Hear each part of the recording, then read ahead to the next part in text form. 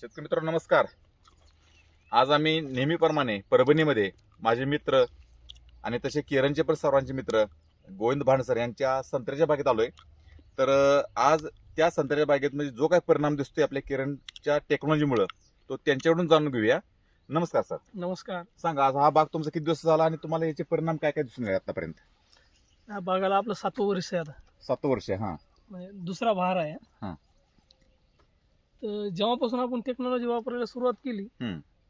आपल्याला बागामध्ये हे तुम्ही रिझल्ट पाहू शकता. आपल्यातून आले असे रिझल्ट आलेले आहेत. अच्छा, हे बघतोय आपण इथं पूर्णपणे फळांची साईज वगैरे मोठी दिसते है ना. हो. ठीक आहे, फळं पण भरपूर अशी वाकलीत एकदम. म्हणजे है ना? क्वांटिटी भरपूर असताना ही क्वालिटी चांगली आहे, अच्छा अच्छा. म्हणजे साईज चांगली. एवढी क्वांटिटी असल्यावर साईज एवढी मोठी होत नाही. बरं, तुम्ही बोलले होते की ही बाग काढायची आहे मला, म्हणजे हे टेक्नॉलॉजी वापरण्यापूर्वी अशी माणसं होती बाग काढायची होती ना. हो. बरं, आता ती बाग काढण्याच्या अवस्थेत असणारी बाग आज आपण बघतो एवढी मोठी फळानं भरलेली आहे, बहरलेली आहे, बरोबर. हो. तर अंदाजे तुमचं काय मत आहे की किती उत्पादन निघू शकतं?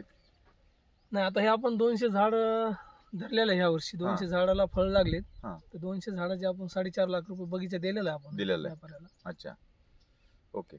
मग आता जे संत्रा उत्पादक शेतकरी आहेत त्यांना तुम्ही काय सांगू इच्छिता का या तुमचा हा जो बाग बघून? नाही, जे संत्रा उत्पादक आहेत त्यांनी कमीत कमी एका वर्षामध्ये 2 डोस तर केरॉनचे द्यायलाच पाहिजे, द्यायलाच पाहिजेत. जर तुम्हाला बाग बनवायची असेल तर. अच्छा अच्छा. बाकी तुम्ही काही पण द्या, हा. पण केरॉनचे 2 डोस द्यायला दिल्याशिवाय तुमची बाग चांगल्या प्रतीची येऊ शकणार नाही, बरोबर. शकणार नाही. ओके. तर एकूण तुम्ही तुमच्या या संत्रा पिकाबद्दल जी काय माहिती आम्हाला दिलीत त्याबद्दल आम्ही आमच्या केरन कंपनीकडून आणि सर्व शेतकरी बांधवांच्याकडून तुमचे इथं आभार व्यक्त करतो. धन्यवाद. धन्यवाद.